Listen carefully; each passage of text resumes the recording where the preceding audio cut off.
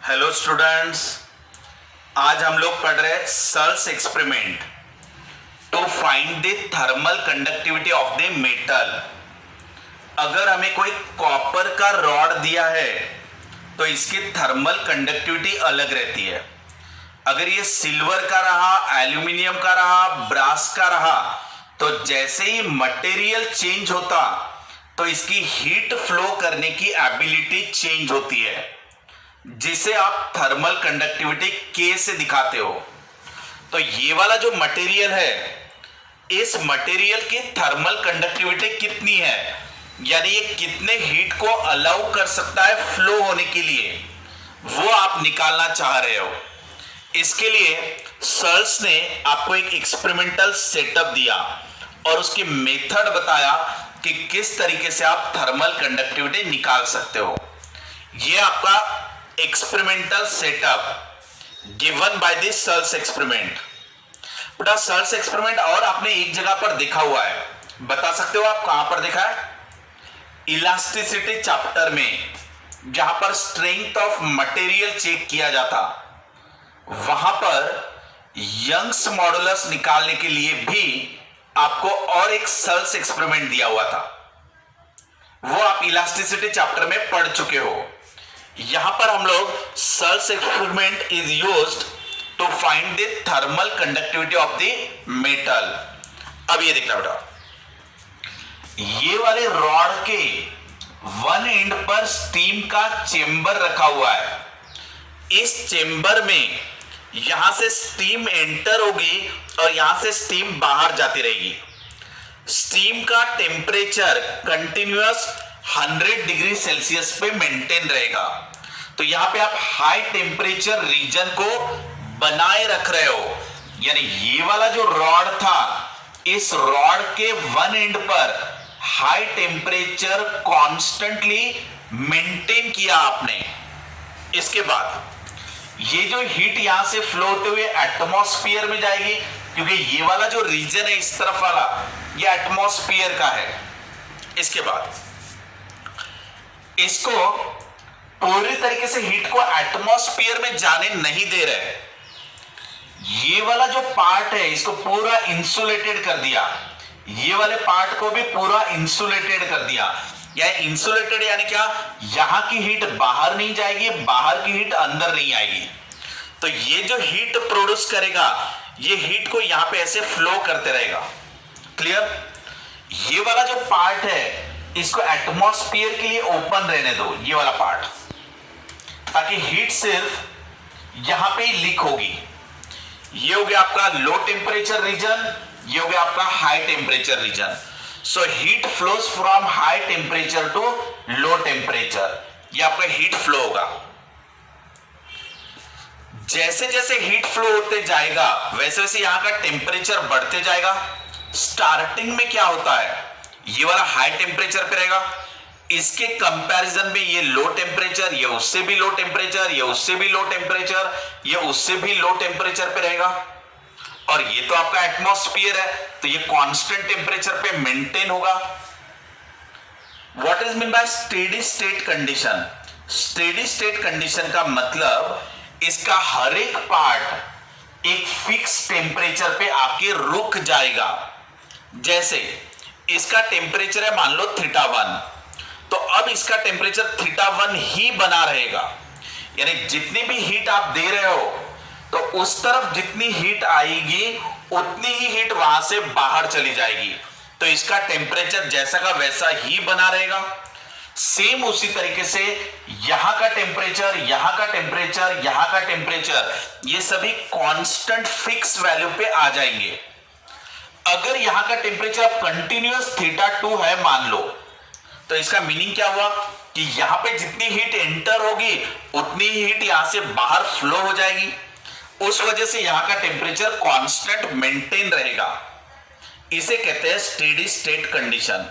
यानी डेफिनेटली ये higher temperature पे रहेगा देन दिस, ये ऐसे।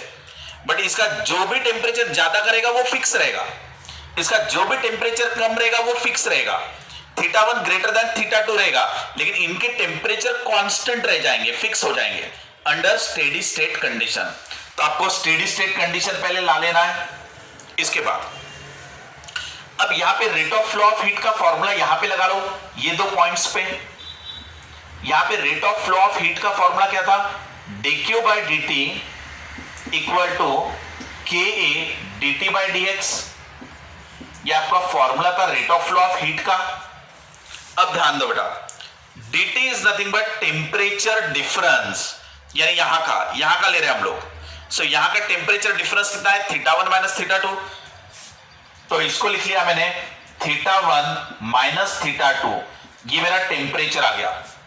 ये थर्मामीटर है जो आपको यहां का टेम्परेचर दिखाएंगे, वो यहां पे लिख लिया। टेम्परेचर डिफरेंस जहां पर आ रहा है वो वाली लेंथ, तो ये होगी आपकी लेंथ, तो इसको आप लेंथ को ले लेना L। यहां तक समझा बेटा। अब ये जो है टाइम, सो t समय के लिए आप एक्सपेरिमेंट कर रहे हो, मान लो आपने 2 सेकंड के लिए, 4 सेकंड के लिए या 2 मिनट के लिए अलाउ किया, तो ये t समय को आप इस तरफ ट्रांसफर कर दो, ये t को इधर मल्टीप्लाई में भेज दिया, तो ये हो गया मेरा अमाउंट ऑफ हीट फ्लो। जो अमाउंट ऑफ हीट फ्लो हो रहा है वो यहां निकाल लिया। t समय तक जितनी हीट फ्लो हुई वो हमने निकाल लिया, और उस समय का टेम्परेचर डिफरेंस हम नोट डाउन कर लिए। लेंथ भी आसानी से पता है, इस रॉड का uniform area of cross section है, ये एरिया ऑफ क्रॉस सेक्शन। तो बेटा area of cross section is easily known term, length is easily known, गिनते आता है आपको। टेम्परेचर भी यहां से नोट डाउन कर सकते हो आप थर्मामीटर से। तो ये सभी चीजें आपको पता है, अभी ये भी पता है, ये भी पता है, ये भी पता है, और ये भी आपको पता है। अब सिर्फ फर्क बचा हमारा हीट का, अमाउंट ऑफ हीट। अब इसके आगे की सिचुएशन देखते हैं। बेटा यहां पे वाटर है, ये वाटर का इनलेट, यहां से आप वाटर अलाउ करोगे अंदर आने के लिए। सो ये इनलेट, या तो यहां पे भी दे सकते हो आप, ये वाटर का इनलेट ले लिया मैंने, और ये वाटर का आउटलेट ले लिया, यहां से वाटर बाहर आ जाएगा। कंटिन्यूअस आप वाटर को यहां से फ्लो करा रहे हो, इसके ऊपर से, ये कंटिन्यूअस ऐसा बाउंडेड है। वाटर ऐसा आएगा, रॉड को घिरा हुआ रहेगा, और फिर वाटर आपका यहां से ऐसे बाहर निकलेगा, ये ऐसे, ये वाटर आउट हो रहा है, ये वाटर इन हो रहा है, ऐसे। तो हमने क्या किया, ये जो रॉड था, इस रॉड के सराउंडिंग में कॉइल वाउंड कर दिए, ये रॉड के सराउंडिंग में कॉइल वाउंड कर दिए, और उस कॉइल में से कंटिन्यूअस वाटर का फ्लो बनाए रखे। तो हम जिस टेम्परेचर पे वाटर अंदर आ रहा है वो टेम्परेचर आपका θ3 हो गया, ये वाला। इतने टेम्परेचर पे वाटर अंदर एंटर हुआ है, फिर ये वाटर इसके कंटिन्यूअस गोल गोल घूमते रहेगा, किसके, रॉड के, ताकि रॉड का टेम्परेचर यूनिफॉर्म बनाए रखे। अब बाद में ये वाला पानी गर्म हो जाएगा, क्योंकि रॉड तो आपका गर्म है, सो रॉड हीटेड है, सो हीटेड रॉड की वजह से ये वाटर का टेम्परेचर बढ़ेगा, और बाद में ये वाटर आपका बाहर निकल जाएगा, ये कंटिन्यूअस ऐसे बाहर निकलते रहेगा। तो वाटर का जो फाइनल टेम्परेचर है वो ये थर्मामीटर बता देगा। तो पहले तो हमारा कोल्ड वाटर अंदर आया था, और फाइनली हमारा हॉट वाटर बाहर गया। सो ये वाला ग्रेटर और ये वाला लेस रहेगा।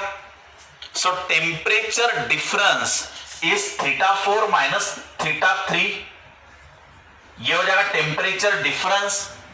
अब बेटा t समय में, इन टाइम t, इस वाटर ने कितना हीट गेन किया उसका फॉर्मूला रहेगा mc डेल्टा थीटा।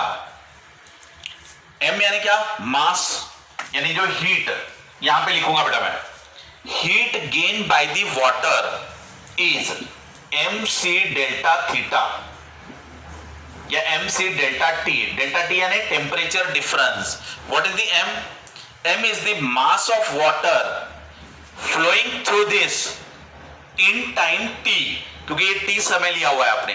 सो t समय में जितना अमाउंट ऑफ वाटर फ्लो हुआ होगा उसका मास ले लो। What is this c? C is specific heat of water, वो आपका कांस्टेंट रहता, वो आपको पता रहता, specific heat of water. What is the delta T?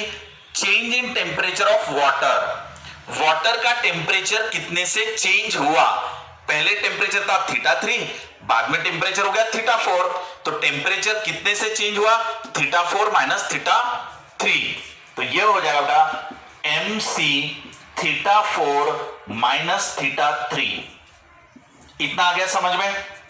तो जो हीट यहां से फ्लो हुआ, जो हीट यहां से फ्लो हुआ, वो इक्वेशन नंबर 1 से मिल गया कंडक्शन के फॉर्मूले से, और वही हीट आगे जाके वाटर में एब्सॉर्ब हो गया, वो आपको यहां से मिला 2. ये भी इंसुलेटेड रख दो, ये वाला भी पार्ट, यानी पूरा हीट सिर्फ वाटर ने ही लेना चाहिए. एटमॉस्फेयर पे लिख मत कराओ, पूरा का पूरा वाटर ही हीट को एब्सॉर्ब कर लेगा. सो जो हीट यहां से फ्लो हुआ वो ये है, और वही हीट वाटर ने गेन कर लिया जो यहां पे लिखा. सो आप इन दोनों हीट के फॉर्मूले को इक्वेट कर दो, यानी आपका आ जाएगा K A θ1 minus θ2 divided by L into T equal to mc θ4 minus θ3. ये आपका फॉर्मूला हो गया फ्रॉम 1 and 2. अब बेटा हमारा टारगेट क्या था? हमारा टारगेट था थर्मल कंडक्टिविटी निकालना. ये जो कॉपर का या एल्यूमिनियम का रॉड है, उसकी हीट फ्लो करने की ability, that is a thermal conductivity K. तो K इक्वल टू कितना आ जाएगा? ये हो गया तुम्हारा mc θ4 माइनस θ3 डिवाइडेड बाय, ये मल्टीप्लाई में भेज दो, L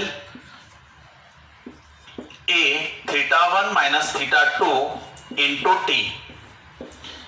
इसमें की हर एक चीज एक्सपेरिमेंटली नोन है. कितने समय के लिए एक्सपेरिमेंट करोगे वो टाइम यहां पे पुटअप कर देना. दो थर्मामीटर के बीच में की लेंथ ये पुटअप कर देना. थर्मामीटर के चारों भी टेम्परेचर यहां पे रख देना. मास ऑफ वाटर फ्लोज, जितना भी वाटर फ्लो हुआ होगा वो यहां पे कलेक्ट कर लेके गिन लेना. सो ये मास ऑफ वाटर मिल जाएगा. C यानी स्पेसिफिक हीट ऑफ वाटर, वो कांस्टेंट रहता है, वो पता रहता है, उसको रख देना. A is area of cross section of rod, ये रॉड का एरिया ऑफ क्रॉस सेक्शन गिन लेना. अगर रेडियस मिल गया तो एरिया ऑफ क्रॉस सेक्शन मिल जाएगा पाई आर स्क्वायर करके. तो ये आपका थर्मल कंडक्टिविटी निकल गया. बेटा ये एक्सपेरिमेंट कुछ और तरीके से भी किया जा सकता, जैसे